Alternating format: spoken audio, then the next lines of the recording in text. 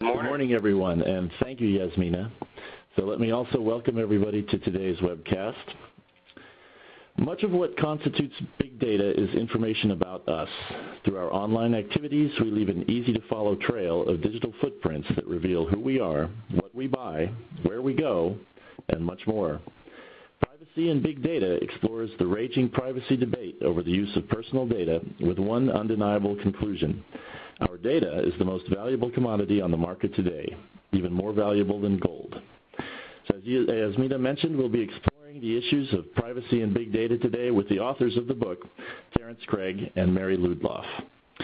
So before we begin, let's meet the authors. Two executives from PatternBuilders, a big data real-time analytics platform and solutions company. Terence Craig.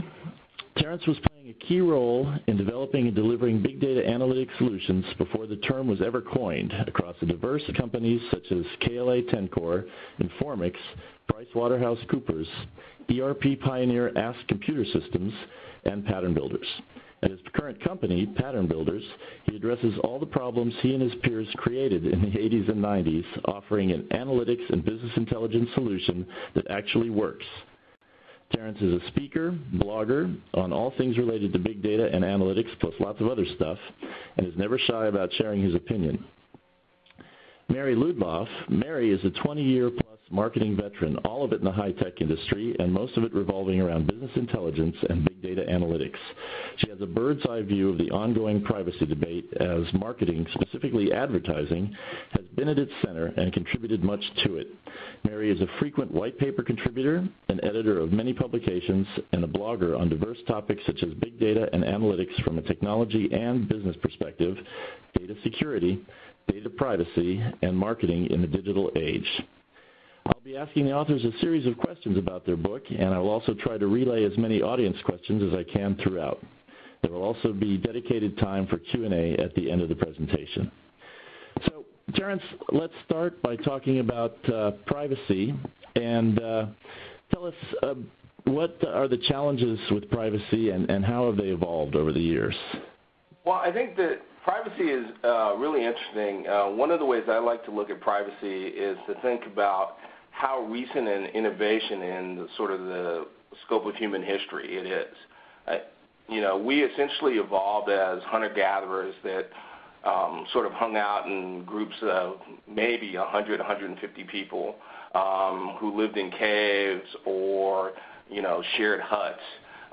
Privacy really didn't exist until the industrial age came out, and when you started to get urbanization, you started to see, at least for the wealthy, this ability to separate yourself from your peers and to keep your business out of the public square.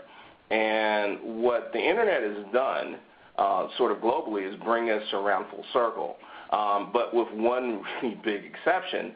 It used to be that you had to know a person and have physical proximity to know any intimate details about their lives. And what we've done with our ubiquitous technology, the web, digital phones, Facebook, et cetera, is we brought ourselves to the point where we're living in a small village square without any sort of intimate knowledge of the person physically. And that leads to a lot of things, but one of the big concerns, it leads to a loss of empathy. So a guy in Bulgaria can know that I have 2.5 kids, how much money I make, what my house is worth, but he doesn't know me, and if he decides to monetize that data in some way, he doesn't have any relationship with me to keep him on the straight and narrow about his use of the data. And if you look at governments, the problem is 10 times worse. And so I think that this is one of the big challenges for all of us in sort of, this open intelligence age, is how do we as a society deal with the fact that we're now a global village with intimate knowledge of each other, but, very little deep knowledge and personal knowledge of each other. I think that when we consider that whole idea of the public square, I find myself, one of the challenges I think that whole concept kind of brings to the fore is that we may be actually and really living in a public square, but I'm not so sure that we all understand exactly what that means. You know, when you look at pre-internet versus today, you could say, you know, before the internet, before all our digital devices, et cetera, you know, we pretty much were very good at walling off our lives. So we had a sort of public persona and a personal persona. We had a private life and a professional life.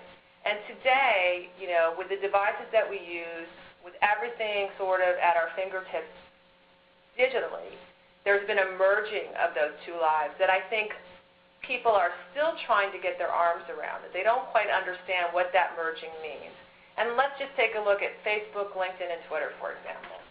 You know, it's constantly surprising to me, and probably because I'm in the high-tech world, but when I talk to friends who aren't really kind of sort of on the cutting edge of big data and analytics, how people can still be surprised that if they say something about their boss on their Facebook wall, or about how they hate their company or on their Facebook wall, that the company or the boss finds out about it. Or on LinkedIn, for example. You know, I talk to a lot of people who have had to tell their LinkedIn colleagues who are also their Facebook friends, please don't share anything on LinkedIn about the party last night. You know, I'm trying to keep my professional and private life a little bit separate to sort of keep down the amount of information that gets out about what I do privately. And then there's Twitter. And what can you say about Twitter? Twitter's public. You know, anything you put out on Twitter, on whatever handles you have, is basically public data. And if you think that by using the sort of private Twitter switch, like Anthony Weiner did when he tried to send his twit pic, you would probably find out, number one, that no matter how you couch information digitally, when you're sending it via Twitter or Facebook or LinkedIn, that what you don't understand and what I think we still have a hard time kind of getting our arms around is just because we think it's private and we send it to one individual or a group of individuals, it doesn't necessarily mean that that information, that picture, whatever it is, stays with those individuals. It can always be broadcast once it's on the internet. So we think we're private, but we're really not. And then we have all these personal devices we use them 24/7, and on those personal devices, I sometimes think, because I kind of fall into that bad habit of saying to myself, "Oh, this is nothing. I'm on my smartphone. I'm doing something with LinkedIn, or I'm sending a tweet." But I'm thinking to myself, "This is my device, and the information that I'm sending out there, I have some control over." Well, the truth is, you know, once we use our devices, whatever they are, and once we click send, or, you know, do whatever we're doing online, that data, that information goes out. And that information, the minute it goes out, is being tracked. And it's not only being tracked, it's being collected, it's being bought and sold and copied. There has been more digital tracking going on today than ever before. You know, the Wall Street Journal did a great piece on what they don't know, which was this piece about sort of advertising and the rise of online tracking devices. And one of the things they looked at was just this test where they took a PC and they said, we're going to visit the 50 most popular websites, and we're going to see just how many sort of tracking devices, which are cookies and e-tags and whatever, are placed from our visits to those 50 sites. At the end of the experiment, more than 3,000 tracking devices were placed on this PC.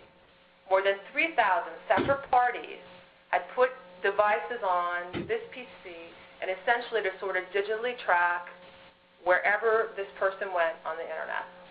Now, if you still say to yourself, I'm more technologically savvy than the rest of the world, and I'm pretty good about keeping personal information and keeping, you know, what information I deem to be private, you know, off the internet, you know, you may be quite surprised if you go to PQ or Spokio or any of the sort of personal sites that do data aggregation, because what you'll probably find for free is that when you put your name in and click enter, that there's a whole bunch of information out there about you associated specifically with you and your name that you never ever realized.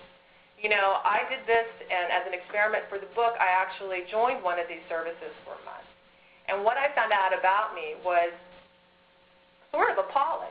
I found my date of birth, every place I've ever lived, Google Map pics of every home I've ever had, every phone number I've ever had, the names of both my parents, how much I bought my house for. Thankfully, I've never been arrested. If I had, I would have been able to get access to it. Any court filings. I had information about every political contribution I've made over the past few years, as well as any charitable contribution. So the thing about the age we're living in today, and the challenge I think we face, is one, socially and culturally, we just don't understand that pretty much everything that happens online is public. And two, that technology is tracking every move and every step we make digitally and collecting and using that information. And those, I think, are the two most important challenges that we face with privacy. Okay, so both of you touched on the role of technology in the evolution of privacy. Can you expand on how technology advances have affected that evolution and how you believe technology will affect it in the future? Sure. Terence, let's start with you again. As a confirmed geek, I love this question. So really, if you look at technology is really interesting. If you step back and sort of look at humans as herd animals, you'll notice that a lot of our technology has been involved in either transporting us so that we could easily meet with each other over large distances, cars, trains, etc., or allowing us to communicate and collaborate with each other despite distance. And, if you look at, telephones, telegraphs, certainly the internet, etc., we obviously have some concerns about privacy, but, a huge amount of the technology we create is all about bringing us closer together and sharing data. And what technology has done recently is we've hit this inflection point. And we now have this ubiquitous global network, the internet or the web, and we have a ton of digital devices, some active, cell phones, some inactive, like the 1.8 million closed-circuit TV cameras, IP-enabled closed-circuit TV cameras in the UK that track everything about daily activity. And so the evolution of technology is continually towards openness, sharing, transparency, and yes, lack of privacy. But one of the things I like to interject into this debate, yes, there's real problems with not being able to keep secrets, but there's also real benefits. Some of the security benefits, are fairly obvious, but things like not only can I predict what you're going to buy at Safeway the next time you go through loyalty card data and matching up other sorts of data, but I can also take a look at a large population and predict how many people are going to suffer from cancer and what public health steps I can do to reduce that mortality rate. The other thing about technology that is new and interesting is things that companies like PatternBuilders can do, which is to take what was horrendously expensive to deal with data, terabytes, petabytes of publicly available data, and data generated by sort of the large internet concerns like Google and the cellular networks, and mash all that data up and completely broach privacy really quickly and really easily on very cheap hardware. We're now at a point where a kid in Bulgaria can, and I should stop picking on Bulgaria, so a kid in Israel can download Hadoop or other open source software or buy software from us and $10,000 worth of hardware and parse through these very easily publicly available data sets to find out information like, for example, if you want to take the Orwellian view, how many people based on sort of the buying patterns in a neighborhood are Jewish, for example. And that's a new thing. And if you look out into the future, quantum computing or DNA computing is really going to sort of obliterate current security. A brute force attack using either of those technologies will make any current encryption technology completely worthless. And, that's a 50 to 70-year window that we have. And I think it's really interesting to think about what that impact means, both as individuals and as governments. And it's very clear we as a society have no idea what to do with it. But in my opinion, we need to start thinking about it, and we need to start thinking about it now. I would just like to add, when we talk about technology, and Terence and I talk about technology all the time, what's really interesting is sometimes, technology advances, we can do amazingly great things. And the other side of the coin, of course, is we can do amazingly bad things as well. And you wonder, where ethics fits into all of this. How do we, as technologists, take care of the data and the information and understand that some of the things that we do with it can have great effects but can have harmful effects as well. Great. So, Mary, let me then follow up with you. So tell us, is privacy just dead in the age of big data? And if so, which is the correct view, the utopian or the Orwellian view of the death of privacy? This is Terence's favorite question because he and I have had many contentious debates during the course of writing this book about the use of the words Orwellian and utopian. I do not like using them because I feel that it already polarizes any discussion of privacy because essentially what it does is it pits the rainbow and unicorn folks, that would be the utopians, against the paranoid everyone, including the government, is out to get us, those would be the Orwellians. And it does not leave a lot of room for debate. And by debate, I mean that, privacy isn't a black or white kind of topic. It's very complicated. It's very nuanced. And you can look at it from all kinds of perspectives, which we do in the book. We look at it from the historical perspective, from the regulatory perspective. We look at all the players and sort of all the agendas that they have. And the thing that we find in the book is there's no easy answer to this question. And to try to find an easy answer almost does ourselves sort of a disservice. So I'm going to take a little license here, and I'm going to reframe the question just a bit. I think the real question should be is, how much privacy, how much personal information are we as individuals willing to give up for a service or a product? Everywhere we go online, whatever we do, with Facebook, Google, Twitter, Foursquare, Groupon, etc., we're always exchanging our personal information, essentially, to use those services. And what we tell ourselves when we exchange that personal information is that, hey, I'm just going to get advertised too, and so what if you use more of that information to actually target more advertising towards me? That's okay. That's fine in exchange for all the great benefits I get from any of these services. And, if the data was only being used for that purpose, I would agree. It's a pretty easy transaction to make. It's a pretty benign effect that we would all feel if the only thing that was happening with that data is that people were using it to advertise to us. Because, in my world, which is marketing, the only thing I actually ultimately care about when it comes to advertising is making you buy something from me. I'm not a moral arbiter, of anyone's life. I don't care what you do, where you go, or why you go there.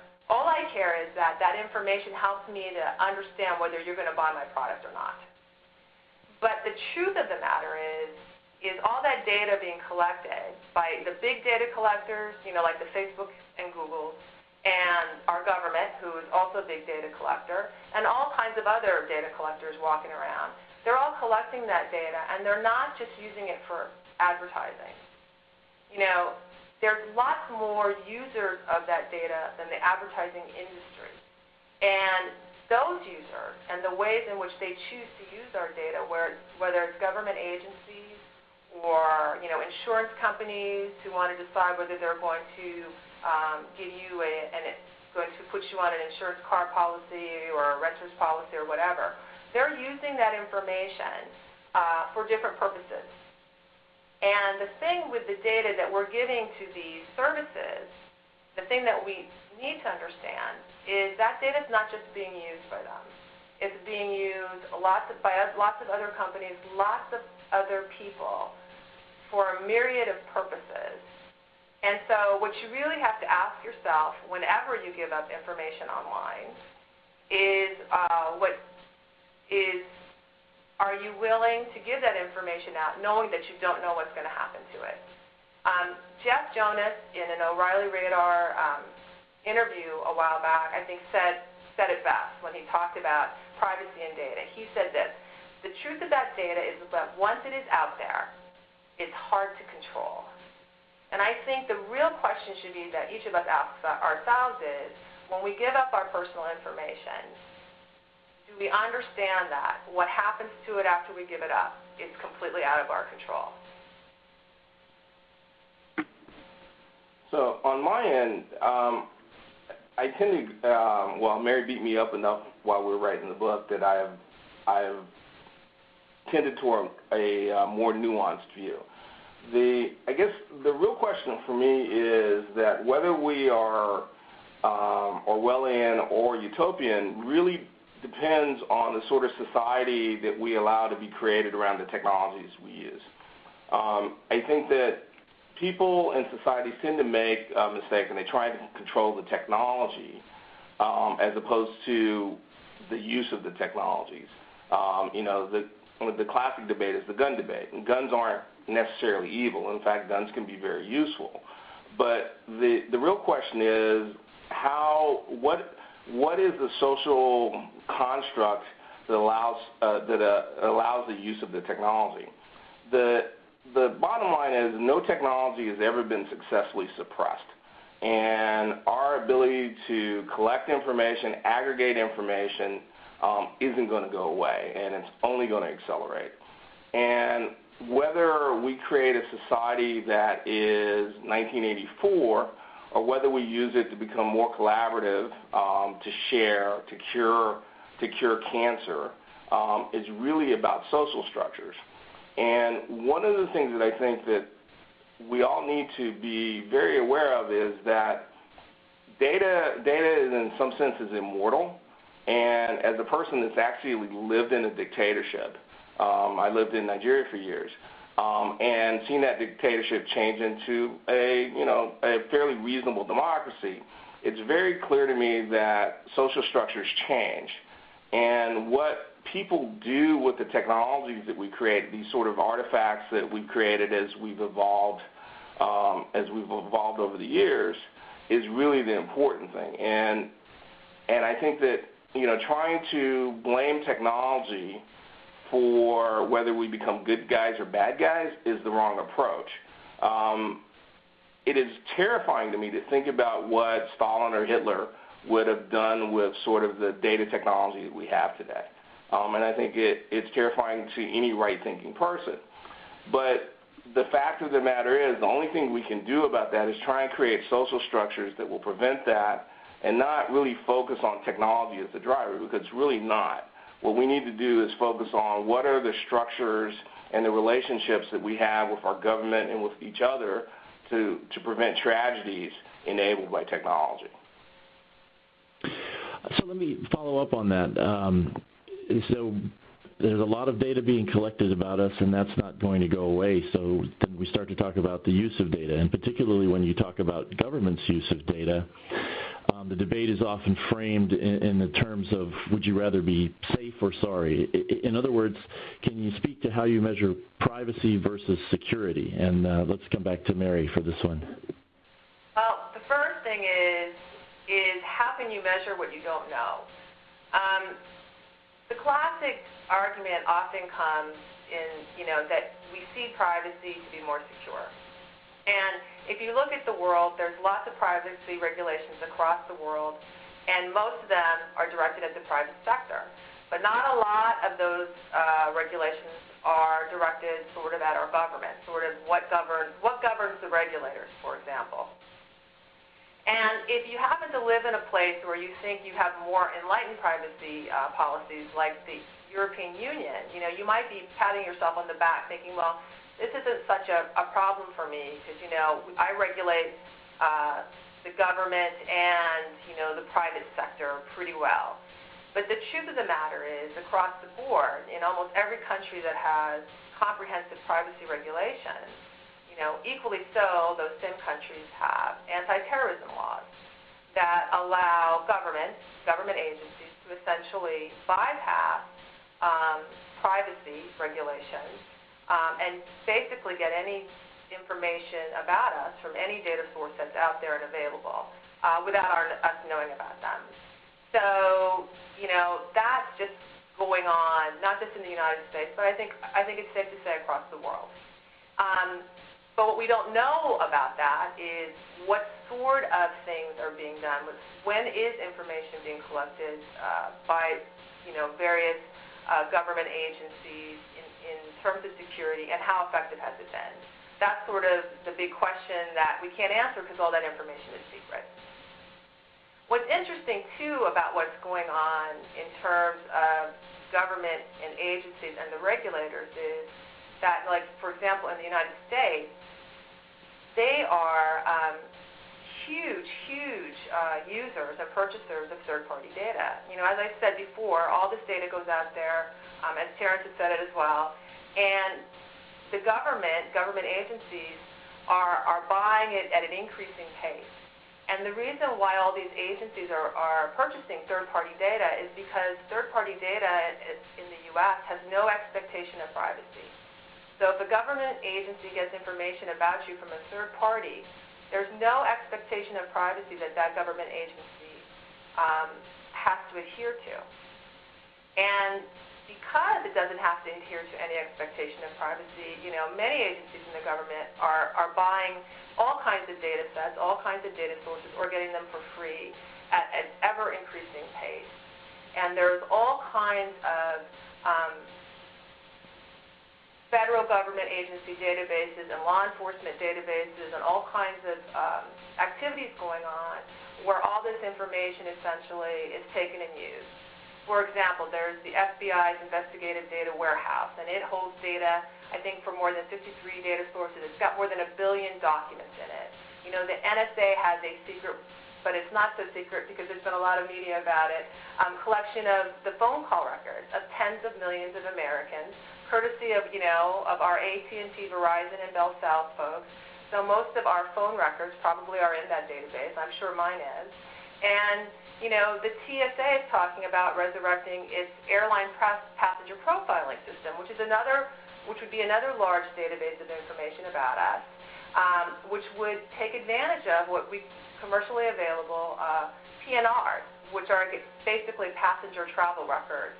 And in those records, it's not only just our airline travel information, but it's our hotel information, it's our rental car information, it's any kind of special needs we have, how we like our beds turned down, what drink we want waiting for us in our room. All that information, is now being purchased by government agencies to build even, broader profiles of not just, foreign citizens, but domestic citizens, but American citizens as well. So all this kind of tracking is going on, all this kind of building of data sets and databases and data warehouses is going on, in the name, I think, finally, of safety. But we really don't know a lot about what they're doing with all that information and how that information is used, because all of that sort of goes under the veil of secrecy.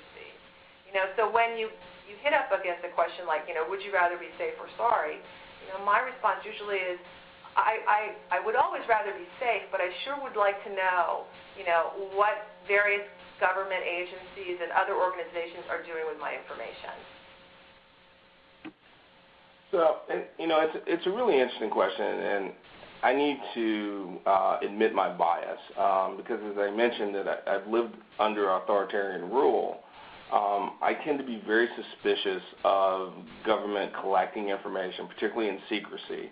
And as a technology guy that knows what you can do with the vast amount of data that's available, even to the level of predicting people's behavior, it becomes a little scary. And the fact of the matter is, even if you trust your current government, as I said in the last question, do you trust the next government that comes around? And I think particularly in the U.S., one of my big concerns is that post 9/11, just the focus of the debate has changed. The Supreme Court's about to hear a case about whether it's okay for law enforcement to attach a GPS tracker without a warrant to somebody's car and track all of their movements. And the fact that it's even a question whether this is unreasonable search and seizure under the Fourth Amendment is frankly very scary.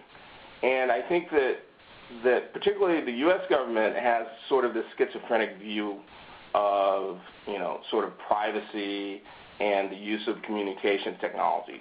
For example, literally on the same day, the Obama administration argued for, one, putting money into securing and making more safe from interruption things like Facebook and Twitter to support things like the so-called Arab Spring and, to enable democracy, pro-democracy movements across the world. But at the same time, they were also testifying to Congress about their need to be able to access any server-hosted email more than 3 months old without a warrant.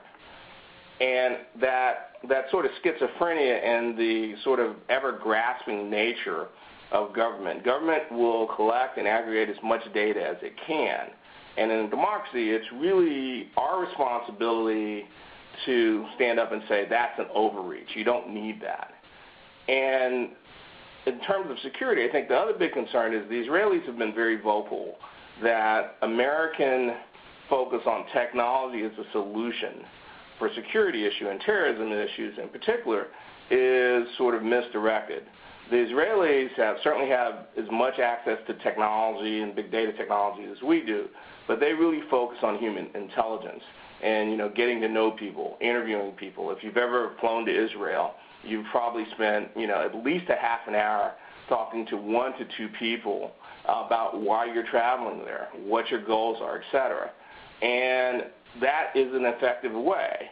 It's not a gadget, but it's also not very intrusive. What are focused on collecting as much data about everybody and using that as a lazy way to convince ourselves we're secure, I think is detrimental in a couple of ways. It throws away our constitutionally guaranteed freedoms, but just as badly, it's not very effective. And I think we need to get away from this idea that we cannot be a private country where people can have personal data that is theirs and not be a secure country. For example, if you come into the States, the U.S. government, even for U.S. citizens, can snatch your PC and go through it from top to bottom in the name of security. And that, it's almost ludicrous. That presupposes that, okay, so I'm some mastermind terrorist. I'm flying into the U.S. and I'm going to keep my super secret plans on the laptop that I'm bringing through. That, it just doesn't make any sense. And I think we need to get over the gadget model of security and start refocusing on why we created constitutional guarantees against unreasonable search and seizure, why we think that people should be able to keep data to themselves, and why we believe in innocent before guilty. Well, thank you, Terence. And that leads very well into one of our audience questions, and you may even have partially answered it. Chris Bullock asks, if we go ahead and release the information that's collected and pretty much everybody knows about everybody else, then aren't we going to be more in tune to everybody, and are we then not going to worry about trying to cover up hidden secrets, such as whether somebody has diabetes or HIV? Who do you want to take that first? Why don't you go ahead and take that first, Terence? So actually, I think there's a question later on in the presentation. But really, that's the question is, is the removal of privacy a good thing? Is sort of universal transparency a good thing? My take on it is that in a lot of ways it's inevitable, and to reach a better society, what we need to make sure is that the removal of privacy hits all levels of societies and governments. Because I think that, and I know Mary's going to come back at me because we've had several interesting discussions about this, but this idea that if loss of privacy for the individual is inevitable, then I think we need to push that as far up the chain as is reasonable, because I think governments as well will have, there's a constraint on behavior that when you realize that people across the world will know lots of things about what you do, there's sort of this invisible collar that's put around you, because you have to think, what if this ends up on the internet? And I think that is a prior constraint. And I think in general it will make people, if not better, at least be more conformist to whatever society they live in. I think in general, if we can extend that to governments, which is what I think, disagree or agree with them, I think WikiLeaks in some way is trying to do, I think that's overall going to be a positive thing.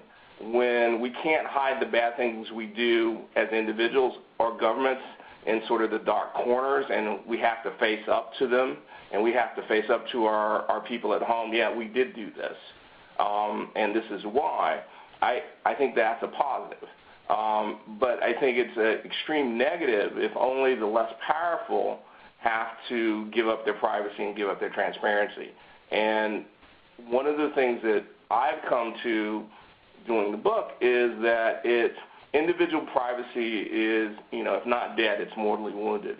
And what we need to make sure is that, it's converse in government, which is transparency, is pushed forward. And Mary, did you have any additional comments on that question?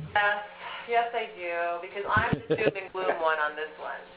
I agree completely with the concept of universal transparency, but it only works if it's universal. And I have a hard time believing or accepting the fact, that all uses of our data will be that transparent. I think that, a lot of times, as Terence talked about WikiLeaks or any other thing that kind of serves to put a layer of a forcefulness on people kind of adhering to certain kinds of standards, is that, it only, 10%, the top, the top of the pyramid is what sometimes gets caught and is talked about publicly. But what's going on with the other 90%? How can you ensure transparency across the board? Because transparency, is a great thing, but only if it's universal. If it's not, it means somebody or some entity or some group is not sharing all their information. And if they're not sharing all their information, then, they have an edge, over everyone else. And they know things and are doing things with it that no one else knows that they're doing. And I have a hard time believing that any government would kind of embrace the idea, not just embrace it, but do it. Embrace and execute on the idea of universal transparency. And if our governments won't do it, I just don't think it'll work. So I'm the doom and gloom member of this one, on this question. Well, let's lead into let's look at this from the other side. Then we have another audience question from Ashish Patel, who asks, how then can you reduce your digital footprint to nothing? Live off the grid, don't buy anything online, don't travel. How are the ways that you can protect your privacy? And why don't we stick with Mary to start this one off? Because we know what Terence is going to say.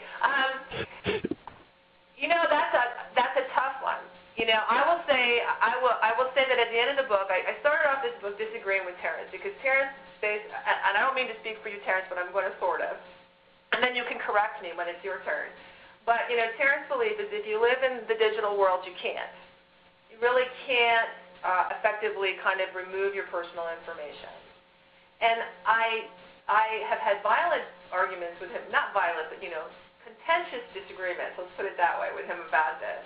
But I've come around to agreeing that if we live digitally, if we do anything digitally, we just have to concede that some of our information is out there, and a great deal of our information out there, depending upon how we live. Because the alternative is, as you said, living off the grid, living off the digital grid. Or if you are technically savvy right now, you have some tools and some things that you can actually use, and I'm going to let Terence speak to them because he is far better about talking about this stuff than I am, that you can use to at least understand when you're being tracked and to make some decisions and to kind of erase certain digital footprints that you leave behind you. But for the most part, I would say, today, if you're online, I think that the first thing you should do is say to yourself, when I'm online, it's public. I think you just have to see that, saying, I am public by default, and I am private only by a great deal of effort. And the great deal of effort involves using technology and certain kinds of ways in which to approach it to sort of erase part of your digital information. And when I say erase, I don't mean erase about what's out there now, because what's out there now is out there. It's a done deal. Whatever information is out there about you now, you can't get rid of it. It's going forward what you can do to mitigate that. And I'm going to let Terence answer that piece. Terence? So we had a disagreement on this, Mary? A little bit.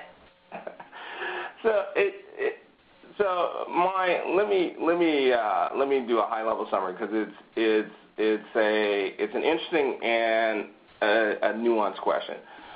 A little bit of personal history. When I first entered the web, I had 5 distinct personalities. If I searched on Google Maps for a route from my house, I would use a fake address. In fact, if I ever get in trouble, I'm sure my neighbors are going to be raided. And I had a sort of intrinsic understanding of a lady I was on a panel with a couple of months ago, who, when she sold her house and had to take pictures of the interior, put up fake pictures of other people's kids. But what I've come to believe, particularly as we move into this age of e-government, is that there is absolutely no way that legally, if you want to enjoy the conveniences that digital technology brings to the table, the inconvenience and the legal strictures against you really being able to hide your identity, hide your tracks, are just way too high. And it really comes down to, are you willing to forego those conveniences, live off the grid?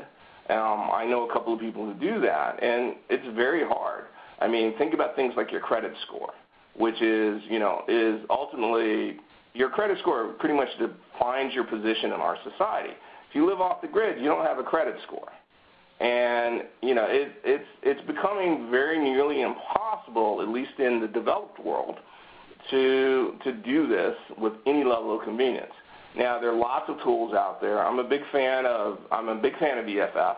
The Tor network, the darknet, et cetera, et cetera. There's lots of ways you can do this, but do we really, or do most people really want to spend the amount of time that is required to preserve that anonymity? I think the answer is no, and given social networking and sort of the internet, the interconnectedness that sort of defines life in the 21st century, you going off the grid doesn't matter if your cousin's wife, niece, son, daughter is on the grid, because by implication you're on the grid as well. So I almost don't think it's worth talking about. You have to make the decision, do you want to go off in the woods with everybody that you're close to, or do you want to try and change society so that the impact of your loss of privacy, which I view as inevitable, doesn't have pernicious impact? Great, and I have a couple more questions backed up. I think I want to take one more that's directly related to what we've just been talking about, and then let you guys move on, and then we have time for some more questions at the end. So the discussion about protecting your privacy and trying to be off the grid, what about if you can't hide anything, what about launching a personal disinformation campaign to flood data miners with false information? Is that something that can work? I've done it. Terence has done it very well. I've actually done it. Actually, there's an application called Creepy, which is supposed to be able to narrow down your location, and it had me somewhere in Belarus, and I live in California. So, I've done it, but during the process of writing the book, I've sort of given up, thrown up chaff, and just sort of realized that if I want to participate fully in the society, and more importantly, have an impact on the society and move it in ways that I believe are positive, I've got to be a public persona, and that was not an easy decision for me, but I think I can do more good for us collectively and for my family individually by being a full and open participant in the digital universe. And so, I am no longer, I no longer have 5 different IDs. By the way, trying to cancel one of your Yahoo accounts when you don't remember exactly the name that you used or what birthday you gave, it turns out to be really hard. So you can do it, but once again, I think the inconvenience and cost is very high. And I would agree. I hate to say it, but you can spend a whole lot of time in disinformation, and still what you'll get is startlingly accurate pieces of information within that disinformation that still identify you. So I just think that it's probably spending too much time and on something that really won't get you the results that you need or that you want. Yeah, and one other point, back to the technology issue. One of the things that we do at PatternBuilders is we work on machine learning algorithms that sift through disparate data sources and can look for, false identities and sort of find the little trails and link them up. That technology in many ways is in its infancy, but the sort of acceleration curve, I think it's going to become increasingly difficult to even successfully do that. And who knows what guys in the NSA are doing, but the stuff that we have in the commercial sector is pretty good. And I imagine, they're way ahead of us. So it's not even clear that it's possible against a determined government entity. Okay. So let's move on a little bit here. We will try to get to all the questions that we've got in the queue, but I want to shift gears a little bit because there's a lot of discussion in your book about copyright and intellectual property protection. So tell us, what does that have to do with privacy? So I'll take the first shot at that because for a couple of reasons. One, it's one of my favorite topics, and two, I want to shape the conversation because I have a bunch of friends that work in the music industry that have told me that they don't like the previews of the book they've seen.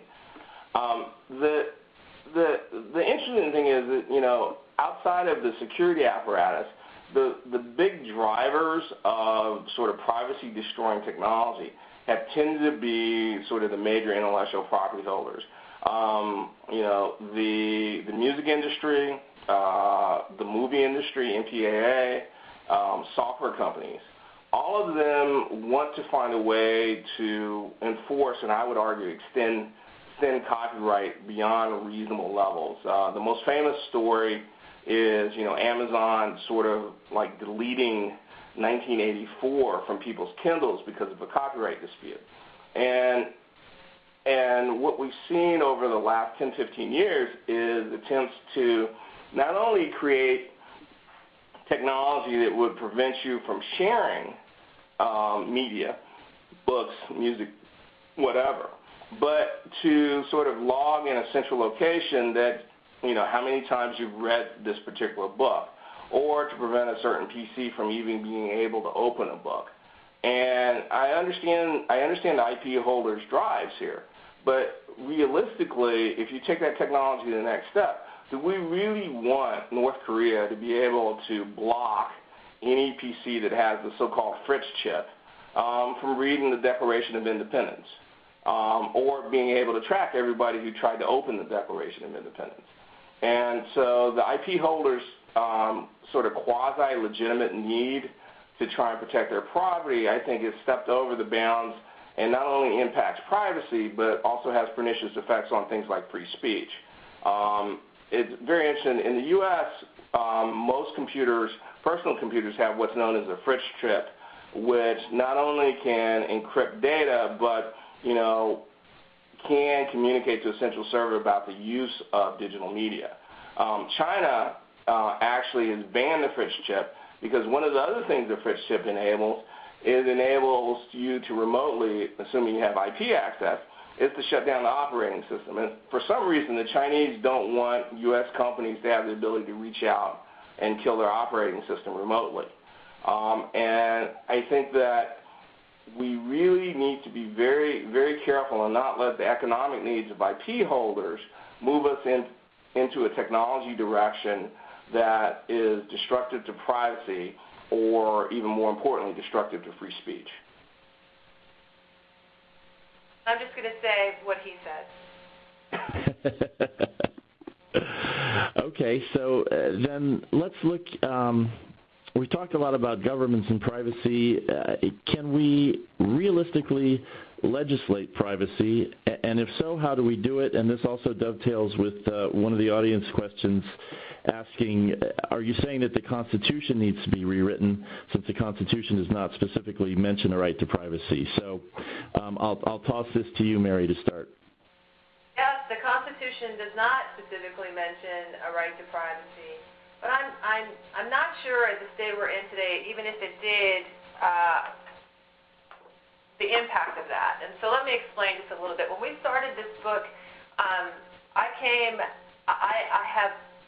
blogged a lot about privacy, and I had a pretty set in my mind, attitude about what needs to be done to fix the problem.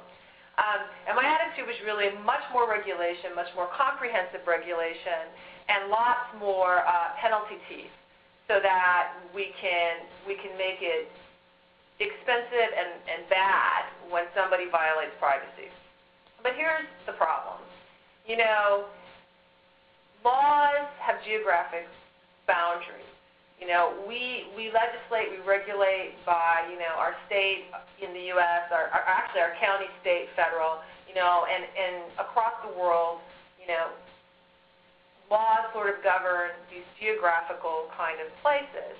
And the issue with digital data and privacy is that while laws may have geographic borders, data doesn't. So, it may originate in Europe, your personal information, but if it's going to Amazon, you've crossed the border, and the regulatory aspects of privacy get pretty tricky. Now, there's a lot of regulation out there. In fact, we put a whole chapter together about just some of the regulatory activity across the world with regards to privacy. And the truth is, there are so many laws and so many regulations from so many different countries that I think any corporation, any organization who really, and there are many of them, so I don't want it to be this bleak picture of everybody's trying to steal our personal information and do terrible things with it. There are a lot of companies out there that are saying, my job is to keep this information secure. My job is to, tell people exactly what I do with it and make sure that's all I do with the data that I have. But all these companies are at the mercy of all these different regulations across all these different countries because by virtue of being digital, they're essentially global operations. And there's been a whole privacy ecosystem that's built up around just giving guidance to organizations and businesses about how to think about privacy, how to implement privacy policies, and how to adhere to them. And it seems to me that, you can't realistically legislate privacy that way when you're talking about the digital world we now live in, unless you can get the whole world to sort of join hands and say, there's this one comprehensive policy across the world, and this is how we're going to enforce it and what we're going to do. And I say that because, Microsoft recently admitted something that any company that operates in the U.S. knows, and that is that the U.S. Patriot Act basically trumps any privacy policy anywhere in the world. Meaning that if the U.S. comes to an American company like Microsoft and says, I want the data on this person, the personal information, and I don't care, they're in Germany, fine, I still get it.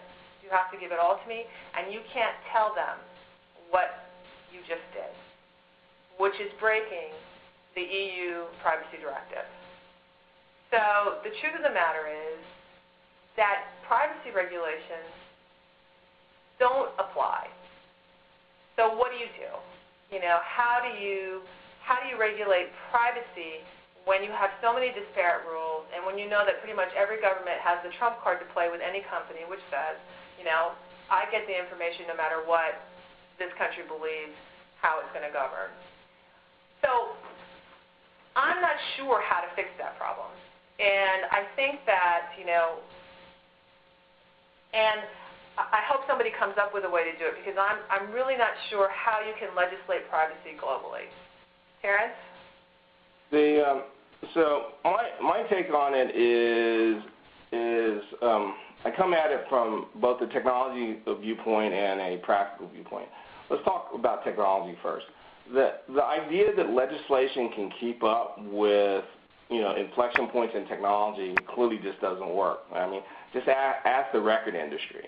All right, the record industry has been scrambling behind various sharing devices that nobody could have anticipated for years. Napster, the Pirates Bay, the movie industry, same thing, right? They never imagined the impact that VCRs, let alone the internet or the high-speed internet and BitTorrent would have. So my answer to the question is resoundingly no. Legislation can't fix it, but legislation can help in certain ways. So one of the things that's going on is that legislation works really well with companies that have more to lose by bad behavior than they have to gain.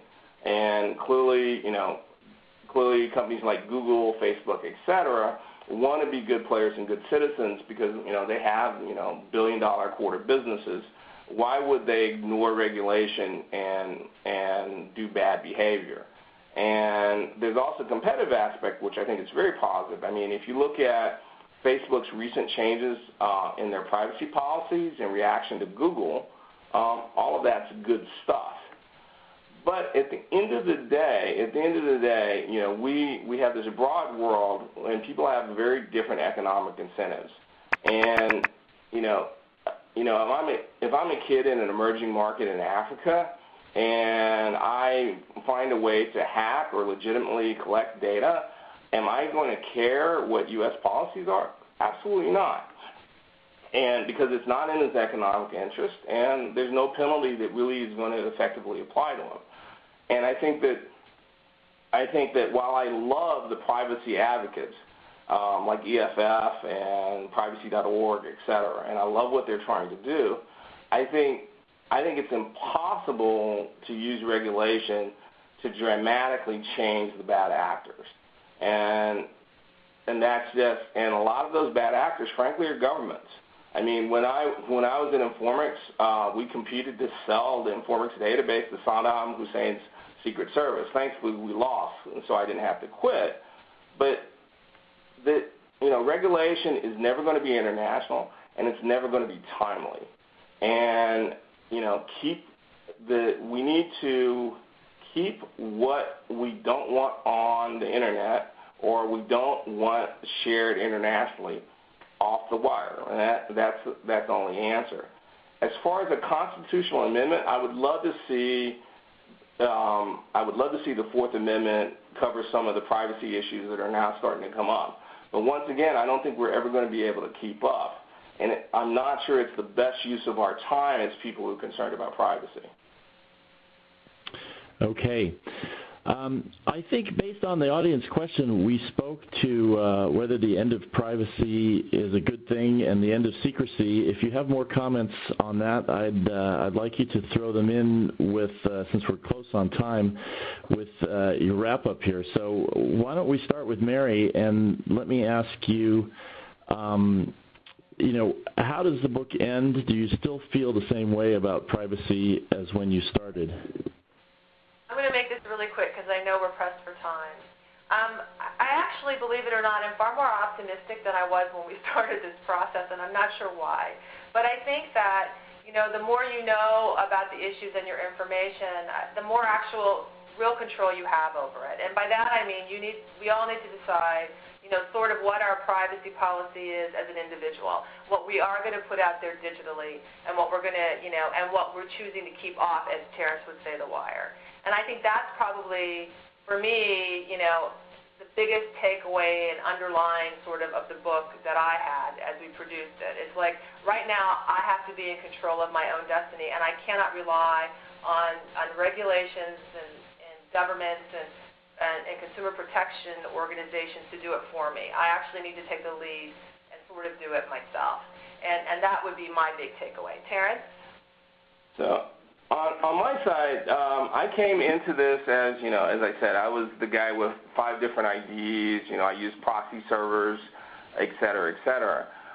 But once I understood sort of the reach of digital information, I sort of gave up on that. And I don't know if I'm more optimistic, but I'm much more proactive. So instead of trying to control where my data ends up, I'm going to try and influence how we as a society deal with privacy issues. I'm going to try and make sure that my government and powerful people are just as transparent as individuals. My hope is that this technology and the collaboration between individuals is going to make the community of people more powerful and our ability to be heard more potent. And that's my hope. The other thing is, anything that I don't want on the internet, including things like pictures of my, 15-year-old niece, will never be there. And I'm going to encourage everybody that, wants to hide people from harm to really not put things in digitized form that they think are in danger or at a risk. But I would, at the end of the day, I'm more hopeful. I think we're creating a new sort of global society here, and it's up to us how positive that is. And I think if we all work towards being, as utopian as it sounds, better human beings and forcing our governments to be better behaved, I think we're going to end up as a net positive. But it's going to be hard. I'm going to say one more thing just to sort of highlight one of the things that Terrence said. It's not just about each of us individually when it comes to privacy, and that's something we also need to remember. Privacy today is networked. So if Terrence, if there are pictures of me that you put up, then you're infringing upon my privacy if I choose not to put those photos up. And I think that's what we need to think about as well. It's not just about us anymore. It's about all our friends and families and what information we share about them on the internet. All right, thanks both. Now, earlier in the webcast, when we were talking about tracking sites, there was a question from the audience about what specifically are those sites, and I answered that question by mentioning that Spokio.com was one of them, and that you have blogged about this topic, and that that would be a good place to find a specific list of many of the different tracking sites. Yeah, there are. So PQ, Spokio. What I'll do on that question is I'll just put a little blog post together and just give people a list of those sites that they can go check themselves out on. So look for it on blog.patternbuilders.com. It'll be either up today or tomorrow. Yeah, and we'll also include a link to the Wall Street Journal article, which was fascinating. Okay, and I do have one last question sitting in the queue, and it goes back to our discussion of being able to regulate or legislate privacy and the issue with borders. Do you think that laws and regulations could come from a more global law enforcer such as NATO or other global organizations? Well, I'll take the first shot at that. The bottom line is that laws are only as effective as if the punishments are more severe than the benefits. And, I think what we said in the book and what Vic mentioned in the intro is this information is more valuable than gold for many different reasons. And we're never going to get to a point where the fear of law enforcement is going to make people respect privacy globally. It's just not going to happen. It's too valuable. Okay. So, Mary, Terence, any final comments? We are already a few minutes over. No, I think that's it for me on my end. Terence? The only thing I can say is thank you guys for listening. I hope you enjoyed the book if you happen to buy it. Hit us on Twitter, hit us on our blog, and And also I want to just do a public thank you to both Vic and Mary. And Mary, it's been a pleasure to work with you on the book. And Vic, you did a great job on this. I owe you a beer. Thank you, and I hope this was informative for everybody on the webcast. There's certainly a lot of fascinating information and information that you can use here. Thanks, everybody.